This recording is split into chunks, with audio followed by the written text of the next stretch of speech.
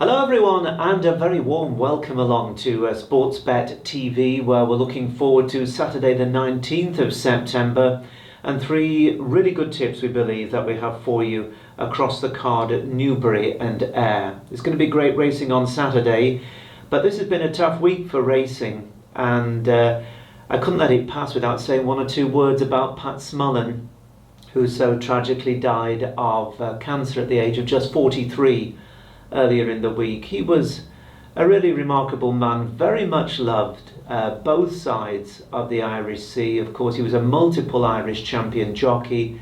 He won just about everything, including, of course, the Derby on Harzond for his great pal and boss, Dermot Weld.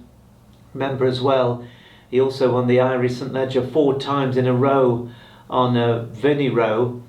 And it's just such a sad loss. It was hoped that he was recovering.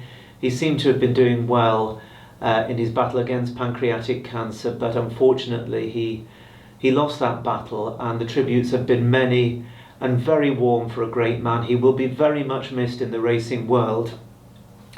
But life does go on, and we're looking forward to Saturday, and the first of our three recommendations we're highlighting is in the Newbury 325 race, which is a great 2-year-old race. The Reef Stakes is Group 2 over 6 furlongs, very often won by a really good horse, and amongst recent stars to have won the race are Harry Angel and Ribchester. Now, Ribchester was trained to win the race in 2015 by Richard Fahey, who also won the race with Supplicant in 2013, the year he sent out both the winner and the second.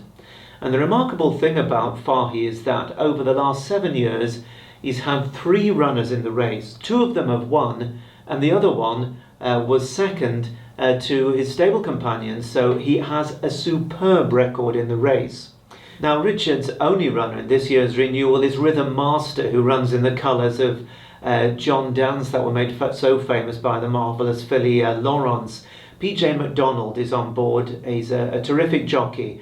On board this colt by Dark Angel, who cost 210,000 guineas as a yearling, so he wasn't cheap. But he looked worth the money when he won on debut by 4.5 lengths at Haydock back in July on good to soft ground. And then he ran an absolutely marvellous race last month in France in the Group 1 Prix Morny, so straight from a Haydock maiden to a Group 1, and he finished third behind 2 Royal Ascot winners, including Wesley Ward's American star Campanelli, who of course is unbeaten and won the Queen Mary Stakes. So that was excellent form for an inexperienced horse who has already shown a very high level of ability and actually dropped back in class to the Group 2 here. Now, I believe he'll be good enough to win. He's up against some very good horses, including 5,000 to 1 for Andrew Balding, who was impressive at Newcastle. Bahrain Pride, a winner of the Ripon 2-year-old trophy, a listed event in good style just the other week. And a good horse of Archie Watson's, who was second in the Gimcrack as well, Davanwala. So it's a good renewal, there's no doubt about it. And there's also Roger Varian's line of Departure, who won that £200,000 race, the sales race at Doncaster, to complete a hat-trick last time. So this is no pushover, no doubt about it. It's not a pushover, but I think Rhythm Master is class.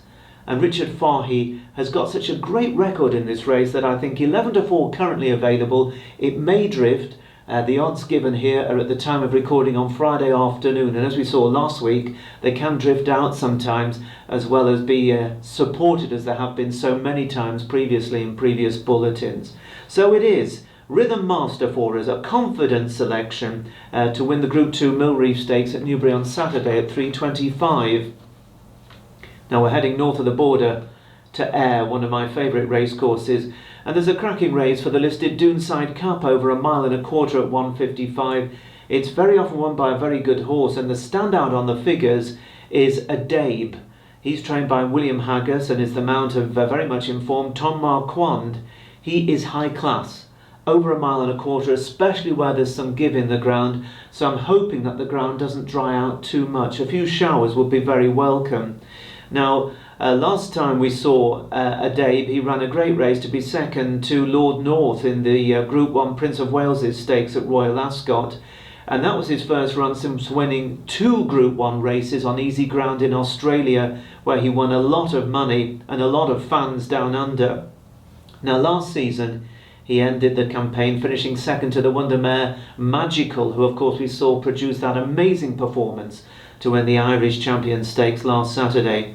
So the form is there. The question here is, can he give £7 because he's penalised for his Group 1 wins?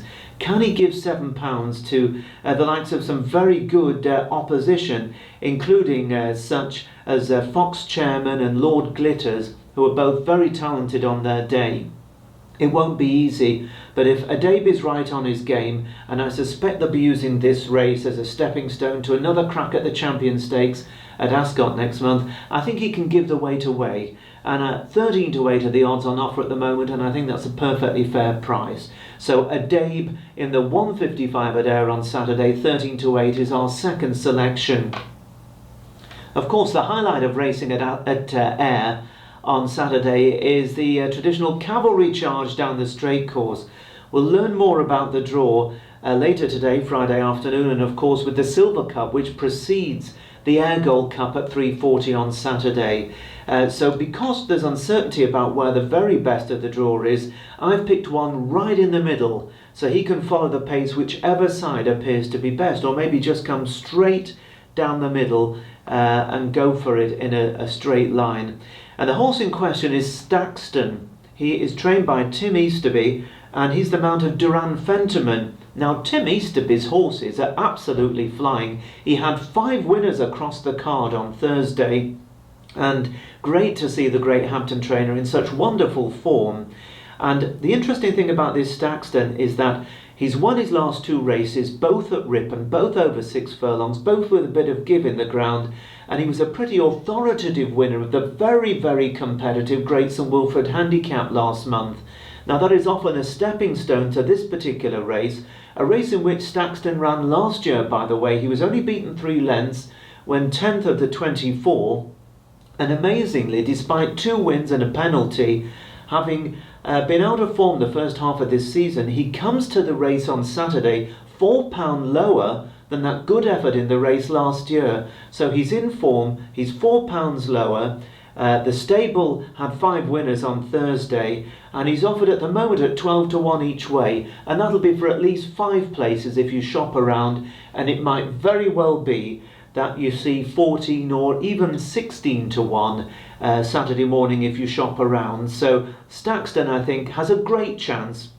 He's, I think, very conceivably drawn in the middle, so that opportunity to follow the pace whichever side it's at, I think is going to be a big asset in this race, and I'd love to see Tim Easterby win it. Stakston is the selection in the 3:40 at Ayr, the Gold Cup there. So those are our 3 selections on Saturday. As always, we wish you the very best of luck. Hope you enjoy your racing over the weekend, and that we show a profit on Saturday's 3 recommendations. But for now, from me, Paul Alster at Sportsbet TV, I say goodbye and look forward to speaking to you next weekend. Bye bye for now.